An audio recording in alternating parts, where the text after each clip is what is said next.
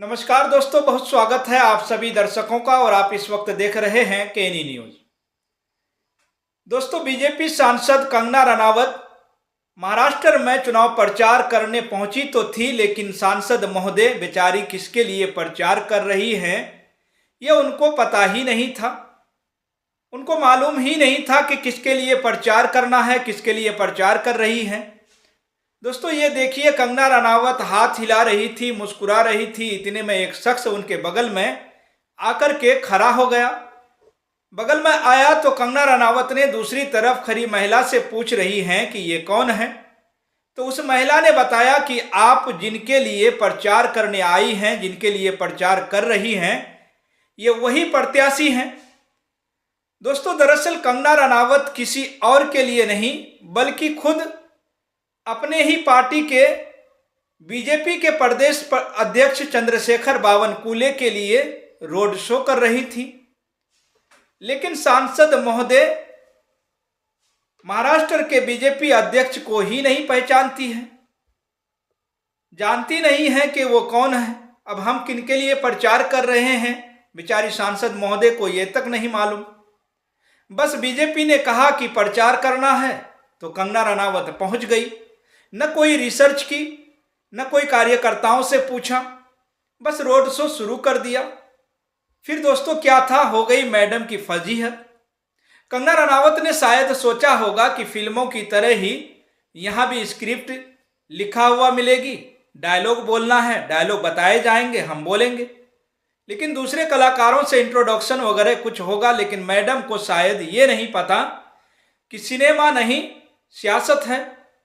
अब दोस्तों, किसानों को गाली देना, किसानों के आंदोलन पर भद्दी बातें बोलना कितनी आसान है, लेकिन भारतीय जनता पार्टी में इतने नेता, इतने प्रत्याशी, अब किस किस का नाम बेचारी याद रखें।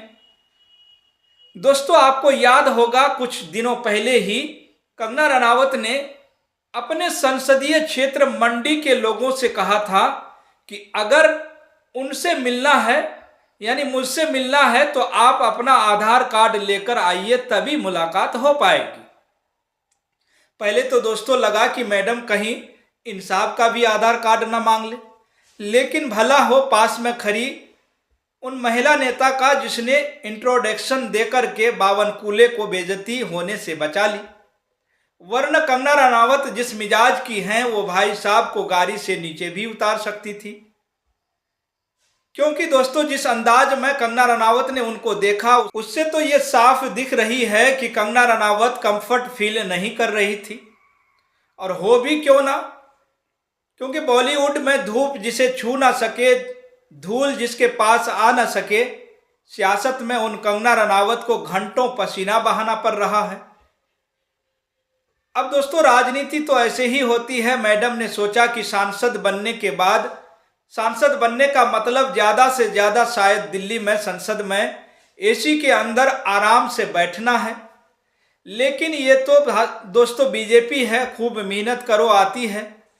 बेचारी कंगना रनावत सोशल मीडिया पर अपने इस वीडियो की वजह से इस वक्त खूब ट्रोल हो गई। कांग्रेस की नेता दोस्तों सुप्रिया श्रीनेत ने वीडियो की क्लिप जो है शेयर करके लिखा है, दोस्तों आपके स्क्रीन पर भी है। उन्होंने लिखा है, माननीय कंगना जी भाजपा के उम्मीदवार के लिए प्रचार कर रही थी। बीच प्रचार में पूछा कि ये कौन शख्स है, जवाब था मैं वही उम्मीदवार हूं जिसका आप प्रचार कर रही हैं।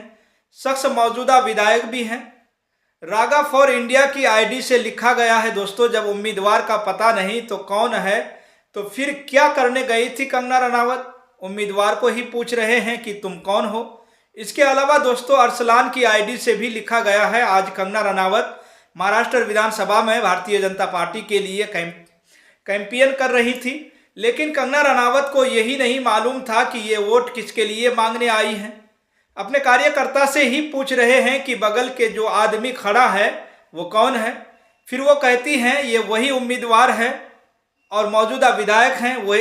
वही आयुष सिंह नाम के एक यूजर ने लिखा है। दोस्तों, ये कौन है? अरे यही तो उम्मीदवार है। जब उम्मीदवार का पता नहीं कौन है तो फिर क्या करने गई थी कंगना रनावत? लगता है चाटा याददाश्त और मेमोरी सब खत्म कर दिया है।